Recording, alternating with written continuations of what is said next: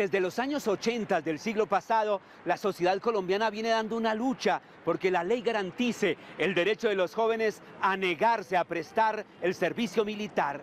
Esta lucha la han dado, incluso a costa de su libertad, varios sectores de las iglesias, pero también los jóvenes que se han declarado como objetores de conciencia.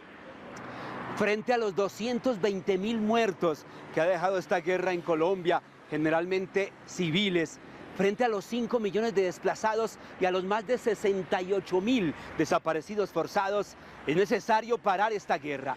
Hoy les vamos a contar la historia de la objeción de conciencia en nuestro país. Bienvenidos.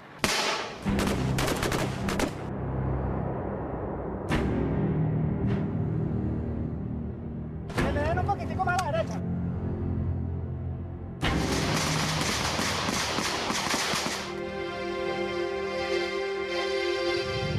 El ejército está por este flanco, vea.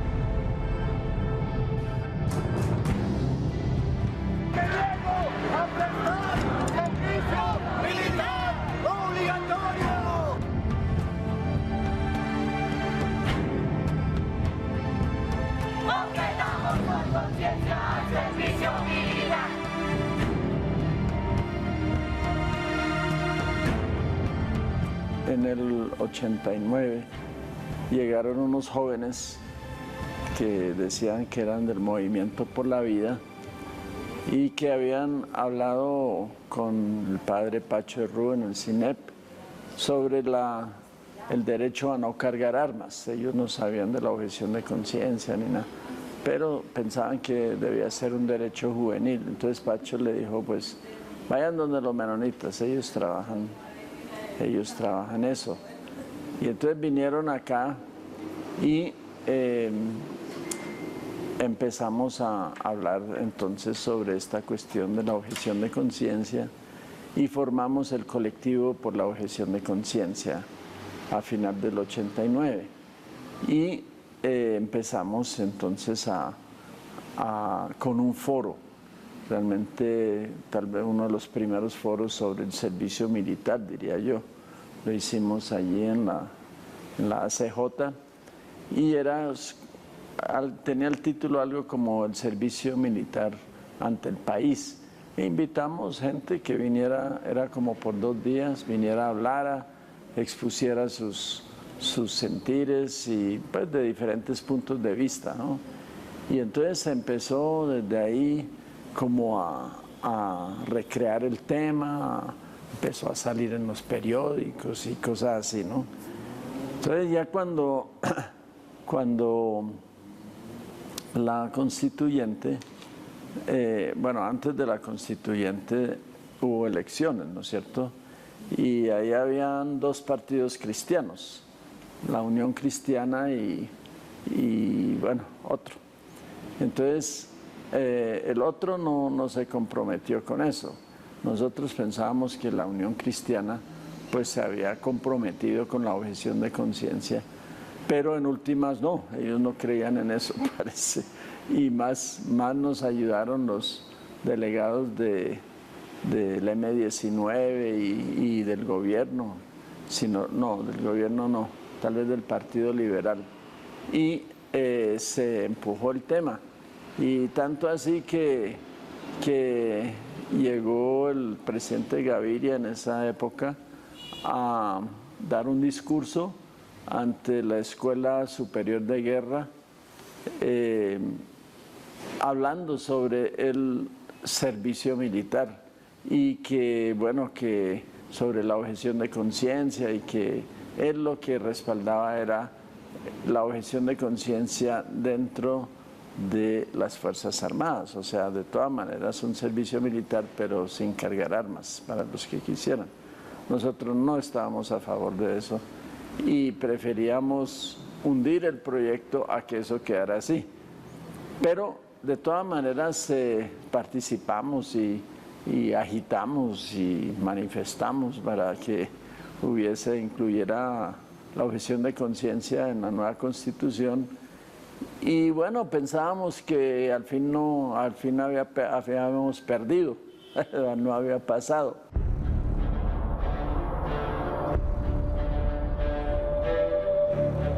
El pionero son muchos, porque hablamos inclusive de las mujeres como tal vez las protagonistas más fuertes que tenemos como objetores de conciencia. ¿Por qué las mujeres? Porque las mujeres históricamente se han pronunciado frente a la militarización de la sociedad, y tenemos un ejemplo de una organización de mujeres en Barranca Bermeja que se declararon objetoras de conciencia a todos los grupos armados. Por lo tanto, también hicieron objeción a pagar un impuesto específico destinado también con esa finalidad de la guerra. O sea que también fueron objetoras fiscales, además de ser objetoras de conciencia solamente por la razón de sus convicciones, de sus principios, también se constituyeron en objetoras fiscales. No pagar su apuesta era ni un peso para la guerra. Y también su otra apuesta era no parimos hijos para la guerra.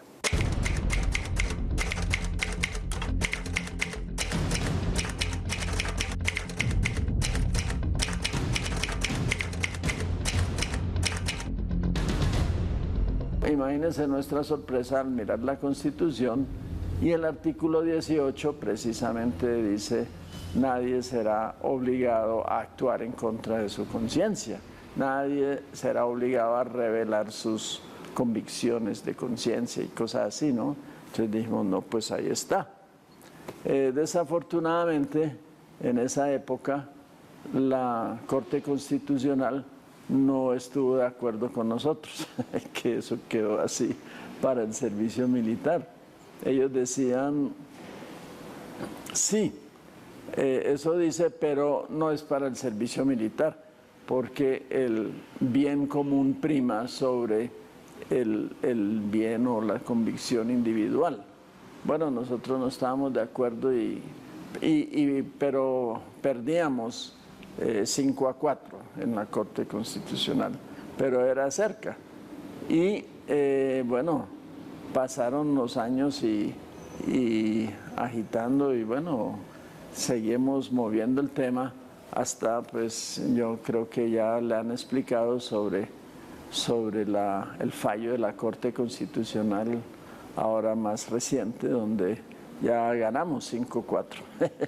La década de los 80, al final de la década de los 80, donde fue significativa tal vez la presencia de Ricardo Esquivia, un líder de la Iglesia Menonita, que promovió como un diálogo muy abierto, contando con la participación de organizaciones sociales, de académicos, de personas no solamente religiosos, en una discusión con relación al tema del militarismo y la militarización de la sociedad.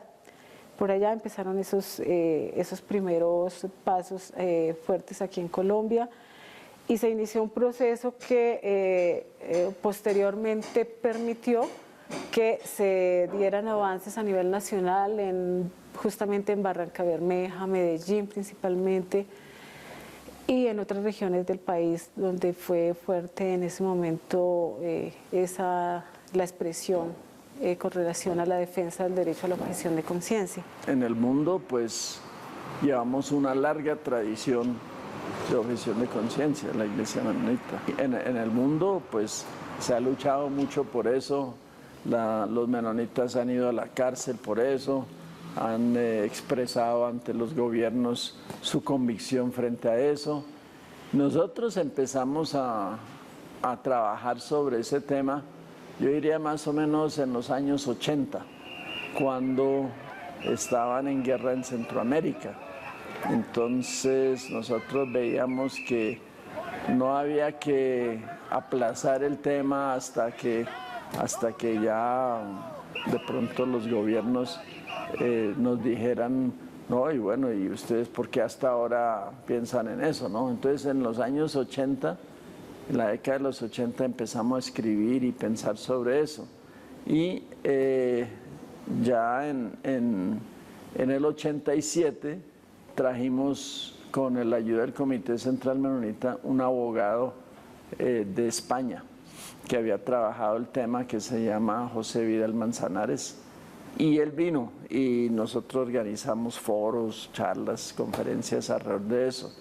Y entonces, pero bueno, ahí lo dejamos un poco porque no teníamos tal vez el tiempo y la energía para hacerle el seguimiento necesario, hasta que vinieron estos jóvenes a preguntar, bueno, ¿qué es eso de cómo es que podemos tener este derecho a no cargar armas? Entonces empezamos a trabajar juntos por la objeción de conciencia. ¡Quiero vivir en un país en paz! Ahí también fue importante la participación en la preconstituyente, donde fue protagonista también la iglesia, pero a nivel un poco más amplio, aunque después se marginó del proceso.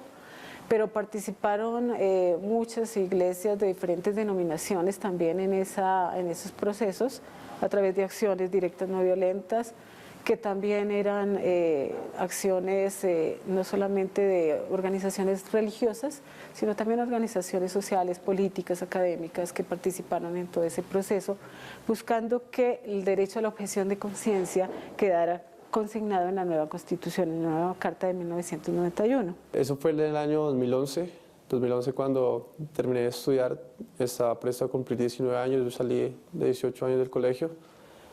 Más o menos en el sexto mes del año 2011 tuvimos una capacitación desde un proceso que llamaba Hacedores de Paz del Arte y la Música allí en Soacha, San Nicolás, y tuvimos un taller con María Eugenia precisamente acerca de qué era la objeción de conciencia, todo lo que tenía que ver con la objeción de conciencia, y pues a raíz de eso me analicé, creo que fue eso, una mirada introspectiva, en donde dije que yo realmente era objetor de conciencia y que no estaba apto pues para prestar el servicio militar obligatorio, puesto que yo siempre he tenido convicciones de paz y he tenido convicciones religiosas desde pequeña, formación religiosa desde mi casa, estando también participando como líder en varias iglesias y varios procesos de construcción comunitaria dentro de San Nicolás y dentro de la Comuna 1 de Soacha.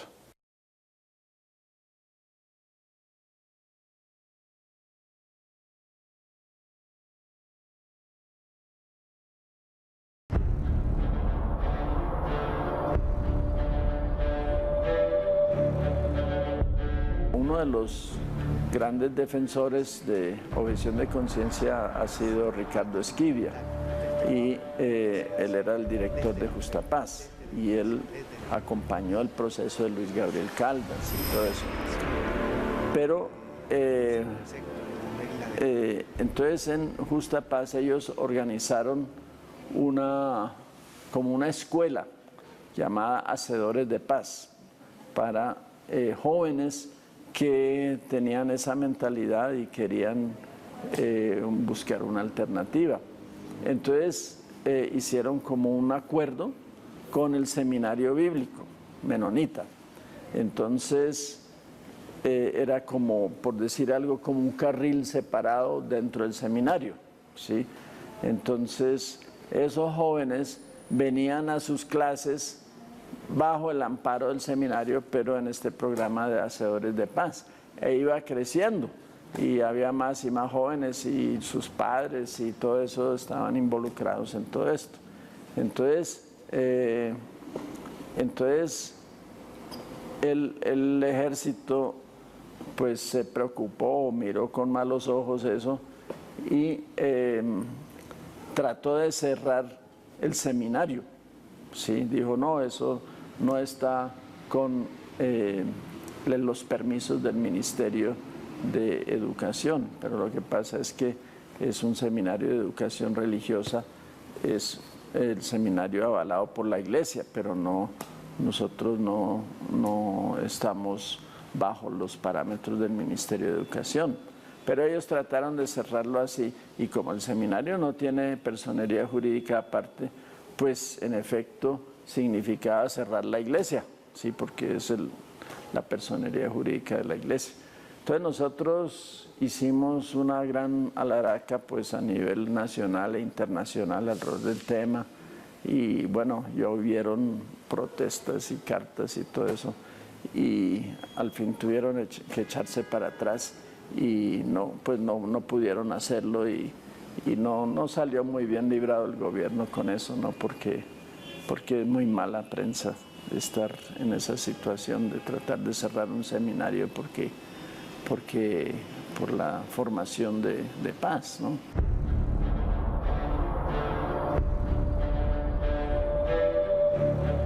Por allá hay una tragedia griega que se llama Antígone, donde una mujer desobedecía al gobierno frente al asesinato de su hermano, y en vez de dejarlo, él estaba castigado como lo habían asesinado, y lo dejaron como su cadáver ahí sin enterrar. Y esta mujer, Antígone, desobedeciendo al gobierno, fue y tomó ese cadáver de su hermano para enterrarlo. Un acto de objeción de conciencia. Históricamente en la iglesia primitiva no se veía que fuera compatible la prestación o el uso de las armas con la práctica religiosa, porque se consideraba que esto iba en abierta contradicción con esas convicciones religiosas.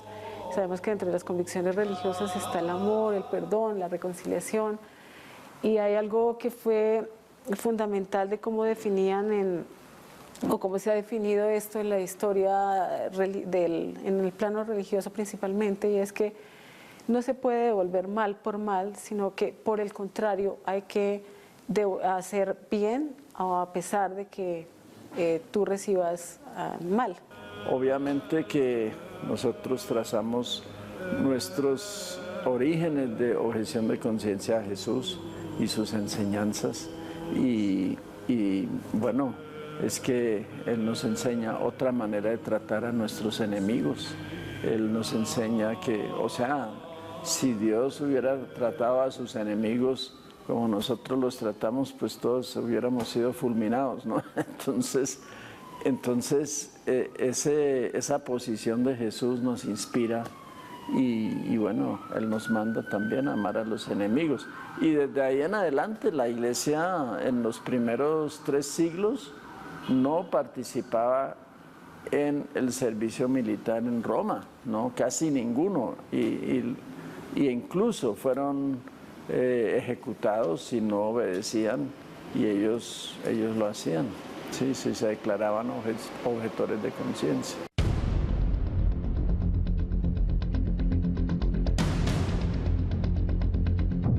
Unos años hubo varios creo que fue en Nariño, que los encarcelaron. Ellos, lo que pasa es que ellos no buscan cambiar las leyes, ni buscan proceder legalmente contra eso. Entonces solo pues van a la cárcel, que de todas maneras es un testimonio guapo, ¿no? Pero no busca hacer incidencia sobre el tema.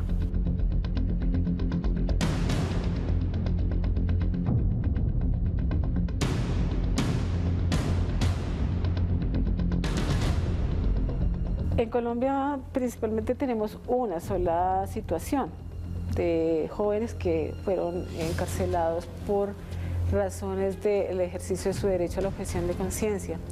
Es Luis Gabriel Caldas León, quien a finales del año 93 inició su proceso. Él era un estudiante del colegio INEM del Tunal, aquí en Bogotá, y él se acercó al proceso de objeción de conciencia en ese momento colectivo por la objeción de conciencia, que surgió también de de la iglesia menonita luego de hacer una separación entre el trabajo con personas que profesaban creencias religiosas y personas que efectivamente no comulgaban con este tipo de convicciones.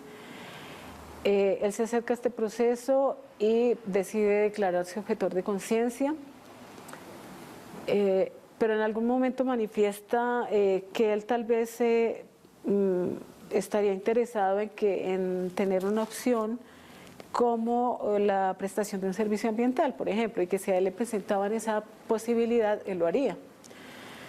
En algún momento lo que sucede realmente es que él es encarcelado porque confía en que esa opción le será respetada por parte en ese momento, de la policía, ¿no? Él iba a prestar servicio en la policía, no iba a prestar servicio en un distrito militar o en una base o batallón.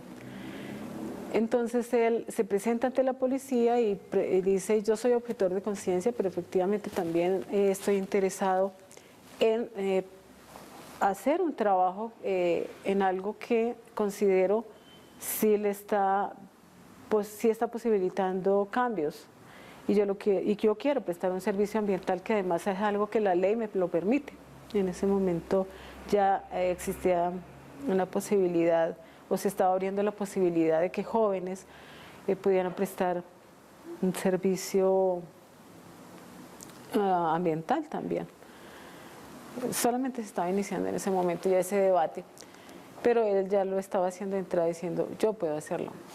Él se presenta a la policía y efectivamente la policía le dice: claro, no hay ningún problema, señor Caldas, puede prestar su servicio ambiental. Y él firma sencillamente confiado de que efectivamente va a prestar un servicio social para suplir esa obligación militar con un ejercicio más acorde con sus convicciones o acorde con sus convicciones. Lo que posteriormente sucede es que le llega la notificación de que le ha sido abierto un proceso por deserción de la policía. Ha habido casos de jóvenes que han sido llevados a zonas de conflicto y se han negado a ponerse el uniforme, se han negado a tomar las armas, a hacer sus prácticas, y entonces allí son humillados, son maltratados, etcétera. Hay casos también donde ha habido amenazas hacia los familiares por hacer las denuncias.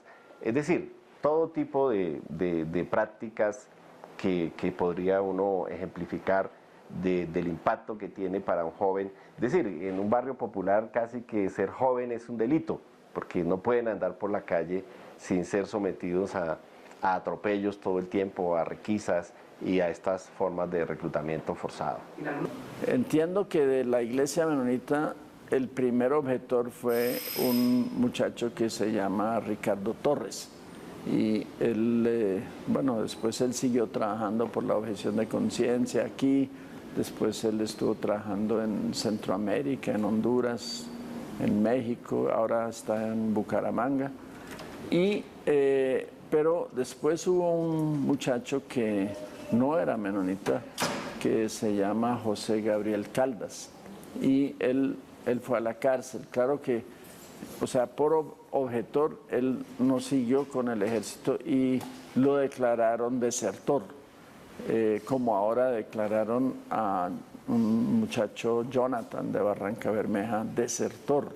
Entonces lo juzgan por la justicia penal militar.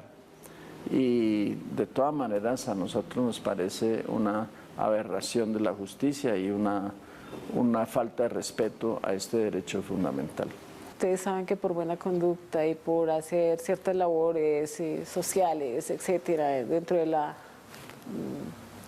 la cárcel, pues también podía tener la opción de salir más rápido. Entonces, pues él se dedicó a pintar y a hacer otras labores dentro de la cárcel con los presos, de tal manera que duró 6 meses, un poco menos de 6 meses, porque pues realmente era una persona que no presentaba ningún problema para nadie. Lo declararon como desertor, así él nunca hubiera se hubiera unido a las Fuerzas Armadas. Sí, ahí está la injusticia, ¿no? Que estos muchachos no han jurado bandera ni nada de eso y de todas maneras los consideran desertores. Si partimos del hecho de que la objeción de conciencia realmente es un derecho fundamental constitucional, o sea, eso quiere decir que la persona que quiera hacer ejercicio de su derecho a la objeción de conciencia lo puede hacer invocando directamente el artículo 18 de la Constitución Nacional, ¿sí? Eso también significa que no se requiere una regulación de sus derechos por ser fundamentales para que la persona pueda hacer ejercicio libre de su derecho. Significa que nadie puede ser obligado a actuar en contra de sus principios, sobre todo principios del orden religioso, ético, político. Es decir, los ciudadanos colombianos tenemos el derecho a actuar de acuerdo a nuestras ideas y a nuestros principios, y nadie puede ser obligado a actuar en contra de ellos.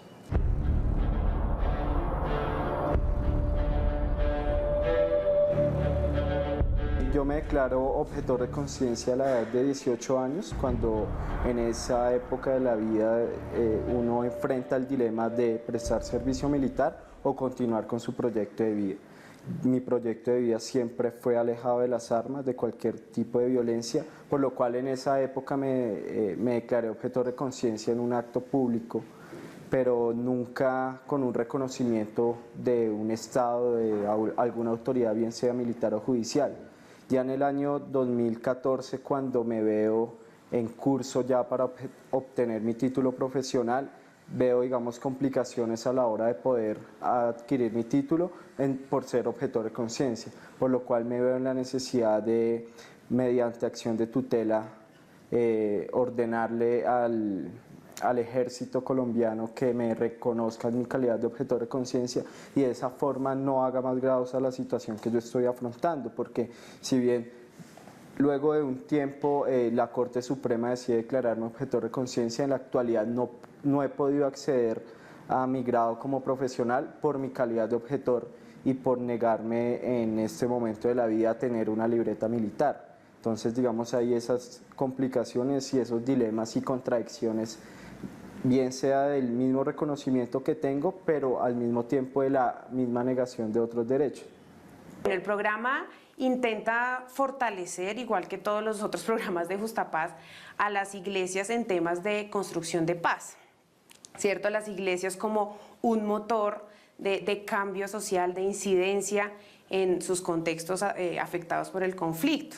Desde el programa de objeción de conciencia específicamente se motiva a defender el derecho a la objeción de conciencia frente al servicio militar obligatorio, a divulgar a quienes no conocen de este derecho vía piezas comunicativas, documentos. Eso es un poco, y obviamente acompañamos casos de jóvenes que se declaran objetores y que no quieren prestar el servicio militar. Realmente en Colombia, un país militarista y militarizado toda su historia, es difícil que alguien intente romper esa dinámica de guerra. Entonces, digamos, cuando tú rechazas hacer algo de lo que la mayoría ve como algo normal o cotidiano, entonces te van a mirar raro, te van a insultar, te van a decir que eres una gallina o que eres una niña o etcétera de palabras, por el simple hecho de tú negarte a ser parte de lo que ellos quieren que tú hagas y que ellos ven como algo muy normal. Entonces, en muchas familias creen que si tú cumples los 18 y vas a prestar servicio militar, te vas a volver hombre. Entonces, digamos, todavía siguen esos mitos que rodean el servicio militar, por lo cual tú como objetor de conciencia tienes que empezar a enfrentarlos. Hay mucha gente que toma eso como la forma de evadir el servicio militar obligatorio, pero que realmente no lo es la forma en que te miras y dices como, bueno, yo tengo un estilo de vida distinto a los de muchos, tengo inclinaciones hacia la paz, más allá de querer tomar un arma y decidir por la vida de otro o la mía dentro de un campo de batalla. Entonces creo que esa fue mi primera decisión y es lo que también muchos deben y hacen al momento de optar por no hacer parte de la guerra.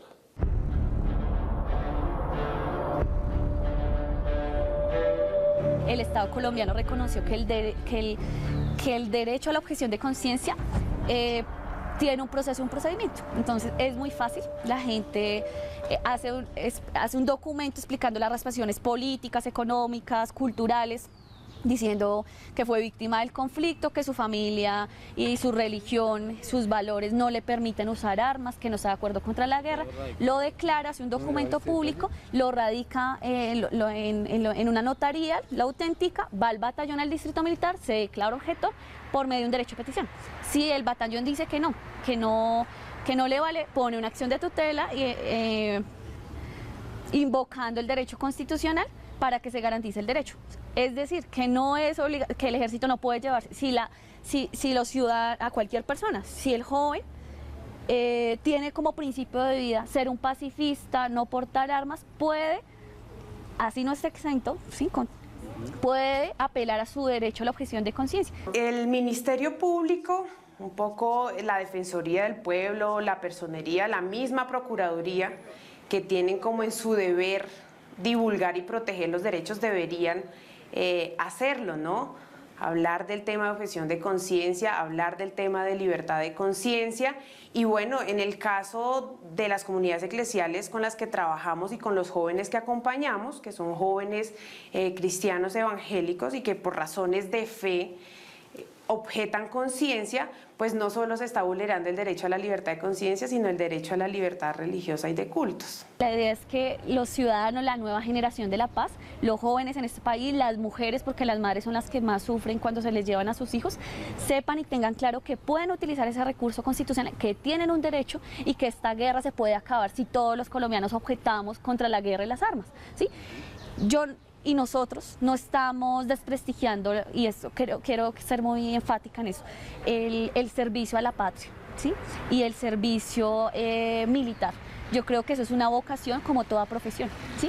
Y yo la respeto mucho, respeto a las Fuerzas Armadas y las organizaciones populares, cívicas y defensoras de derechos. Respetamos a las Fuerzas Armadas, ¿sí? Pero qué bueno que sea una profesión y que sea voluntario. Nosotros partimos de que los derechos fundamentales se aplican de forma directa. Entonces, el tener que llevar a cabo una acción de tutela es el último paso que tú tienes que desarrollar para que tu derecho fundamental no esté en peligro. Efectivamente, así pasa para los objetores de conciencia, porque cuando un objetor de conciencia alega, bien sea mediante derecho de petición a la autoridad militar siempre va a encontrar la razón para desconocer tu derecho como objetor, bien sea con argumentos ya muy vacíos como mientras no exista una ley no podemos reconocer tu derecho, o el derecho no existe aún en Colombia, o fundamente muy bien sus razones, que como que es una respuesta medianamente positiva, pero realmente salir del paso. Entonces el joven ya empieza a haber complicaciones para que se le reconozca su derecho fundamental. Cuando acude a la acción de tutela es porque la primera autoridad militar, que es la llamada a reconocer el derecho, no lo hace. Entonces acude ante la autoridad judicial pensando o teniendo fe o esperanza de que en algún momento la autoridad judicial va a reconocer su derecho. Pero ¿qué pasa en la actualidad? Que realmente los casos de jóvenes objetores de conciencia reconocidos por el Estado colombiano son muy pocos. En la actualidad contamos alrededor de 4 o 5, con uno que se dio la semana pasada, pero realmente son muy pocos. Entonces, ¿qué pasa ahí? Que tú, la autoridad militar te niega, tú acudes ante la autoridad judicial, pero realmente la autoridad judicial no va a reconocer tu derecho. ¿Por qué? Porque a veces los jueces son mucho más militares que los mismos militares. Por vía de tutela se han tutelado los derechos, también está el habeas corpus, obviamente. Ha habido casos donde han prosperado los habeas corpus, la mayoría en muchos casos no han prosperado. Los mismos jueces no conocen la ley y entonces les da miedo ordenar un habeas corpus, ¿no? Ordenando la libertad. En algunos casos, a pesar de haber tutelas ganadas o habeas corpus, no se producen de manera inmediata los desacuartelamientos de los muchachos.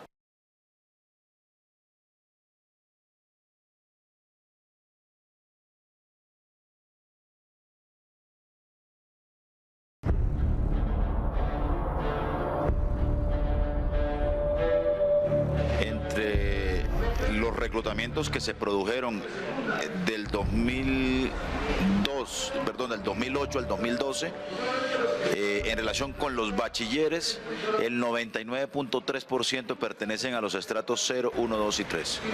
Y en los soldados regulares, el 98.7% corresponde a los mismos estratos 0, 1, 2 y 3.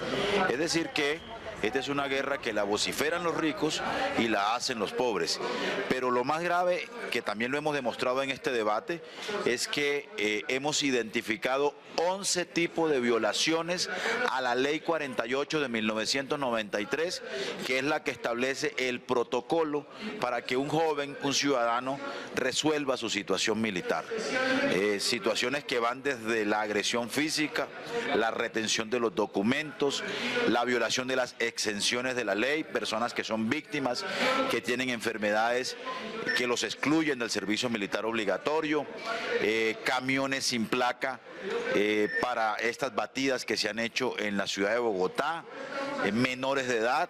Los colegios y las propias Secretaría de Educación envía listados de los muchachos que están en 11º grado, así tengan 15 o 16 años, violando el Código de Infancia y Adolescencia. Y hemos además identificado 349 casos denunciados en los últimos 2 años, entre el 2012 y el 2014. Estamos pidiendo al ministro de Defensa, al presidente de la República, que prometió eliminar el servicio militar obligatorio para hacerse reelegir, que cumplan la ley, mientras se elimina el servicio militar obligatorio, que es un servicio obsoleto y anacrónico. En este país no podemos seguir obligando a nuestros jóvenes a prestar servicio y que se los lleven a zonas de conflicto. Y lo peor, ¿sí? El coronel Urrea me estaba diciendo que es que los muchachos se los llevan es para hacer labores administrativas. Los testimonios dicen que no, que se los llevan a zonas de conflicto, ¿sí? Donde hay enfrentamientos y que no podemos seguir enfermando a los jóvenes en esos batallones contra su voluntad con la guerra, porque los ponen a ver video, los ponen a odiar, los enferman, los vuelven paranoicos. Imagínense un muchachito enfermo con un fusil, pues mata a campesinos y seguimos alimentando el conflicto. Incluso yo me quedé dormido en una película donde estábamos viendo soldados que nos mostraban así que sin media cara, con rostros otros despedazados. Yo pues cerré mis ojos, preciso mi cabo me vio y me echó agua así. Mi hijo se orinó y yo hice así, y lo que hice fue hacer así y ya, ahí ya pues empecé a mirar y yo miraba esas cosas y como que no, yo me imaginaba una situación de esas y no. Ya después nos mostraron una película.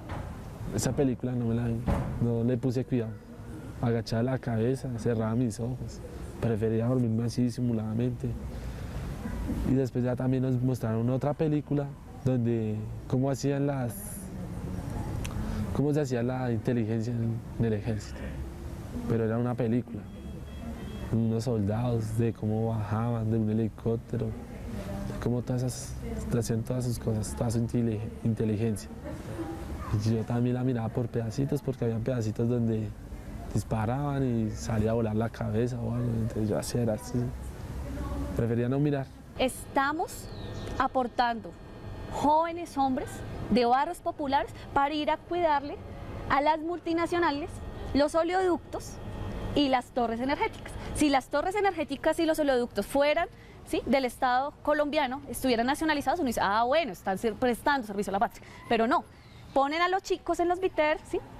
En las compañías, para que cuiden los oleoductos de las empresas privadas, ¿sí? Entonces le estamos pagando seguridad privada con nuestros recursos públicos y a esos pobres niños les pagan 60.000 pesos.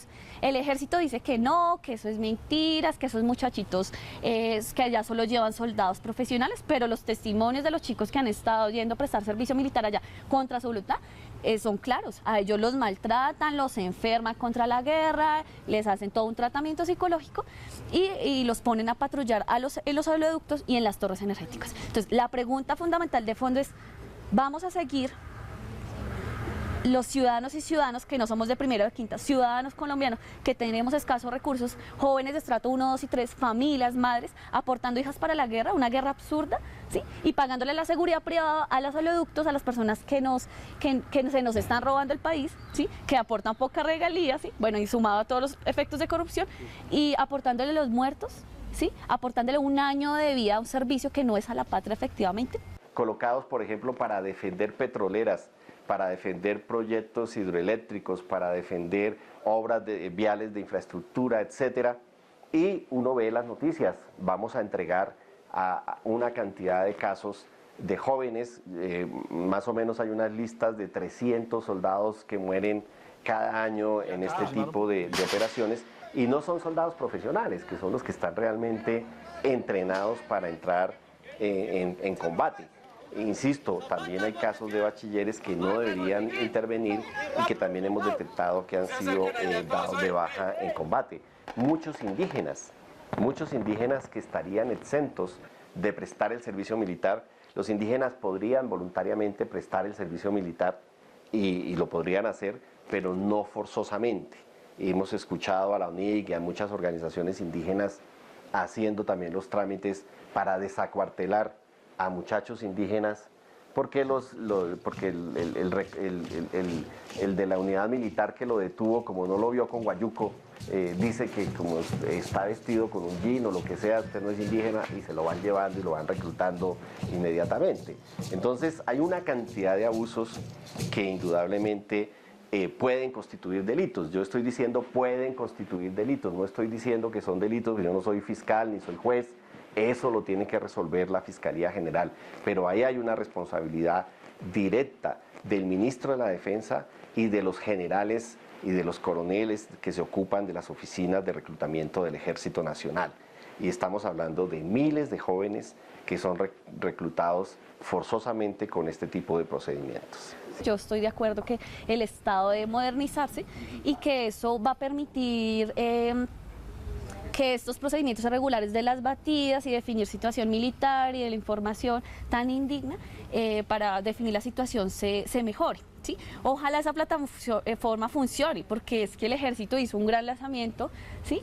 Esta semana ha estado en todos los medios nacionales, porque Canal, Caracol y RCN y no han hablado de las Matías, han hablado de la gran página, y la gran página no sirve. Entonces, ojalá que la gran página funcione. Yo aplaudo que el Ejército Nacional esté generando y dignificando el servicio público, que los chicos definan la situación militar, que a la gente se le informe qué pasa si son remisos, ¿sí?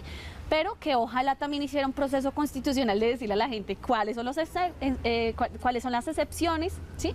Que hable sobre los derechos constitucionales de objeción de conciencia, que ojalá mismo el ejército hablara sobre el habeas corpus, sobre el derecho de petición. Ojalá que, sí, como somos Estado y somos institución, ojalá el ejército pusiera en sus batallones los derechos y los deberes de los chicos que van a prestar servicio, y que hablara también sobre los recursos constitucionales. Ojalá que esa página, sí, pudiera hablar de eso. El tema de las batidas se va a seguir replicando, sí, pero por eso hay que insistir en hacer denuncia pública, en generar garantía de derechos y en solicitarle al Estado colombiano que garantice que se cumplan las sentencias de la Corte y que este reclutamiento funcione. Bogotá y las principales ciudades del país están llenas de una cantidad de grupos de jóvenes objetores de conciencia.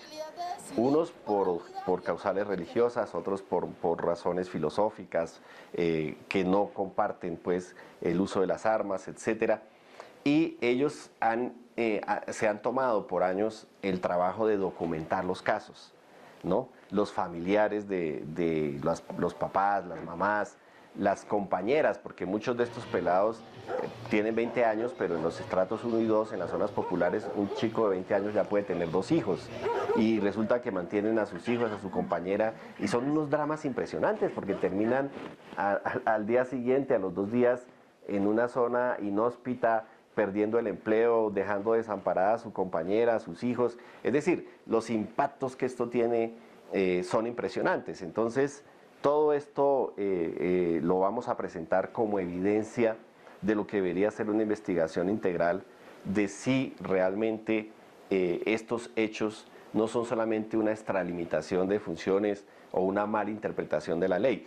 Estos jóvenes entonces han demandado en la inconstitucionalidad de la ley 48, de la ley de reclutamiento, y la Corte Constitucional ha definido de manera clara qué se entiende por compeler. Y el compeler no es capturar, el compeler no es reclutar forzadamente, el compeler es simplemente decirle a un joven en la calle: joven, usted no ha resuelto su situación militar, sírvase presentar. Es lo máximo que puede hacer. Hay unas multas. Si yo tengo 25 años y no he solucionado mi situación militar, me pueden colocar una multa equivalente al 20% de un salario mínimo por cada año que he dejado de cumplir con el requisito de resolver mi situación militar. Esas son las sanciones que establece la ley. Eso lo ha dicho de manera clara la Corte Constitucional, y ellos siguen violando tanto la ley como la Constitución. Es urgente y necesario que el Estado colombiano, a través del Ministerio de Defensa y las altas líneas de mando, generen todo un proceso de formación con los militares en derechos humanos. Es increíble que un oficial no conozca qué es un habeas corpus. Es totalmente inaceptable. Está en la Constitución Política del 91, ¿sí? Es urgente y necesario que se forme en la garantía de derechos, en el buen trato a las personas. Yo aplaudo, ayer estaban acá en 20 de julio entregando y hasta regalando jugos, ¿sí? Contándole a la gente que va a ver la jornada de incorporación del ejército. Creo que acá se trata de la imagen institucional, de recobrar la confianza institucional. ¿Cómo se recupera esa confianza institucional? Pues generando formas amables, legales. Los camiones del ejército, ¿sí?, tienen, igual que la policía, estar debidamente identificados. Es que es increíble. Tenemos fotografías, videos, ¿sí?, de acá de los barrios populares del sur, donde del mismo, al lado del Palacio de Justicia, la 12 con séptima, un camión estacionado sin placas laterales y en la parte de atrás con plásticos ocultando la placa. ¿Sí? El que nada debe, nada teme. ¿Por qué el Ejército de Colombia, la institucionalidad, no respeta la ley? Por favor, somos la ley es para todos. La Policía Nacional tiene excelentes protocolos de incorporación. La mayoría de chicos se quieren ir para la policía, ¿sí? Los camiones están identificados, los tratan bien. Los militares no, por favor, ¿sí? Ellos son servidores públicos disciplinables, tienen que cumplir con los protocolos, ¿sí?, de incorporación, el debido proceso. Todos los servidores públicos, militares, no militares, de gobierno, ¿sí?, todos los servidores públicos somos disciplinables, así seamos de planta, tengamos un arma, ¿sí?, todos somos disciplinables y el Estado colombiano nos puede castigar, nos puede disciplinar. Entonces, colombiano, pierda el temor ciudadano, todos tenemos derechos, ¿sí? Utilice los recursos constitucionales, denuncie a las autoridades que no cumplen la ley. La batida, que es per se ilegal, no hay batidas legales. La batida es ilegal por definición, por sentencia de la Corte Constitucional. Es un secuestro simple.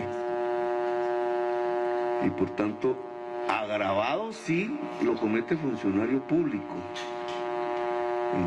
Entonces, la directriz que le hemos dado a los funcionarios de Secretaría de Gobierno es que cualquier persona, funcionario público que sea detenido por realizar ese tipo de procedimientos inconstitucionales debe ser denunciado por secuestro simple.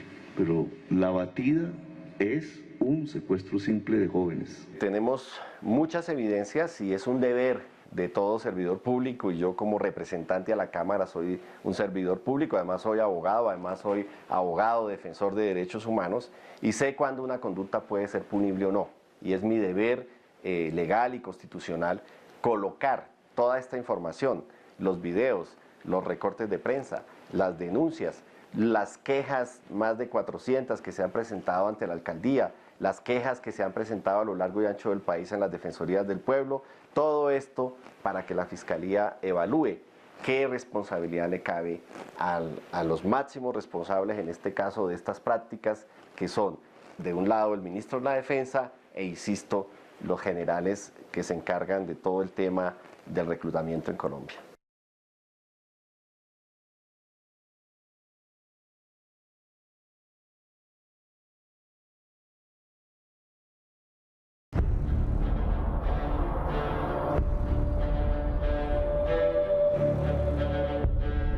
También se ha detectado que algunos camiones andan sin placa, pero lo que es peor, mire, se ha detectado usan camiones, a veces usan buses escolares alquilados por el ejército, es decir, ¿no?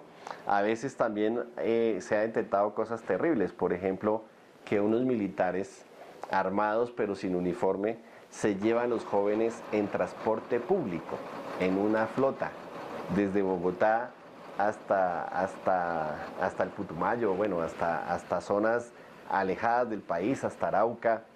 Imagínense el peligro, unos militares vestidos de civil, armados, en un bus de transporte público, conduciendo muchachos de 18 años, exponiendo la vida de los militares, porque los militares, pues, donde llegue a haber algún retén de la guerrilla, lo que sea, y exponiendo la vida de los muchachos. O sea, todo esto se ha detectado, todo esto son irregularidades. ¿Para qué? Para cumplir con una tasa de reclutamiento que tienen cada guarnición militar y que entonces salen como locos a mirar a ver dónde hay jóvenes pobres para reclutarlos forzadamente y llevárselos al servicio militar. Es que si a ti te cogen y te meten en un camión sin tu voluntad, ¿qué están haciendo contigo? Un secuestro. No es extorsivo, que no van a pedir plata por ti, pero es simple, eso es un delito. Entonces, cualquier miembro de la policía o de nuestra administración, si detiene a una persona, cualquiera que sea su condición, en la realización de eso que usted llama batida, que es inconstitucional, está cometiendo esa persona un delito que es secuestro simple. No, yo creo que este debate es muy importante porque, insisto, es una política clasista para meter a los jóvenes más pobres de este país en una actividad que no desean, que no quieren. El presidente Juan Manuel Santos ha dicho que hay que propender por un servicio militar voluntario. Nosotros no nos oponemos a que el joven que le guste las armas se vaya al ejército, pero que lo haga por gusto, voluntariamente, porque le gusta la milicia, porque considera que hay unos valores y que hay que proteger la soberanía nacional, etcétera. Eso es totalmente legal, constitucional, válido, y esos jóvenes tienen que tener una capacitación suficiente. Yo no sé si el país sabe que a un soldado regular de estos que se recluta forzadamente le pagan 90.000 pesos mensuales, ¿cierto? Para que exponga su vida en muchas regiones del país y de manera forzada. Entre tanto, pues un general se puede ganar 300, 400 veces lo que se gana un soldado de estos. Un soldado profesional tampoco gana un gran salario. Un soldado profesional puede ganar 2 salarios mínimos más unas primas, pero bueno, al menos tiene un salario mejor, ojalá lo tuviera mejor, y entre más profesionalizados y más técnicos, pues menos posibilidad también de que puedan ser dados de baja en un combate, en un atentado en cualquier parte del país.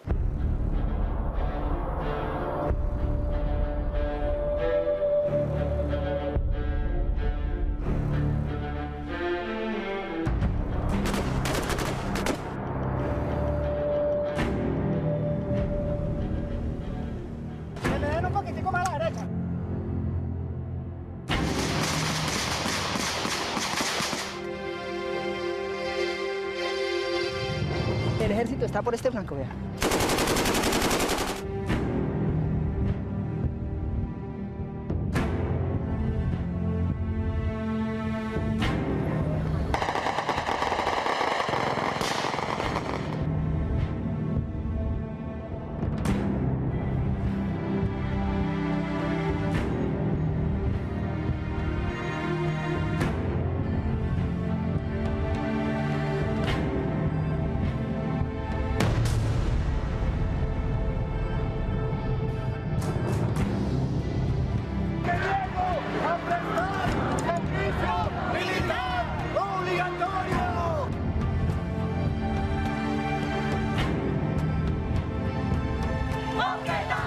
Conciencia al servicio militar.